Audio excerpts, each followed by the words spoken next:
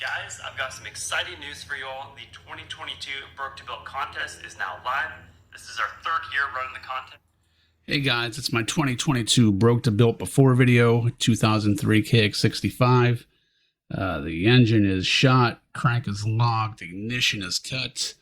The cylinder on this bike is scored and damaged. Back up to the frame, this purple color's just gotta go. Chain and sprockets are junk. Tires are dry rotted. The plastics are thrashed on this bike. As we come around to the back, you can see the frame and swing arm possibly twisted or bent. Around to the other side, rear shock is blown out.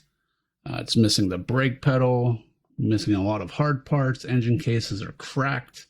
Fork seals are blown out. Back up to the top, bars are bent and tweaked, missing, again, a ton of hard parts. A lot of work ahead of me.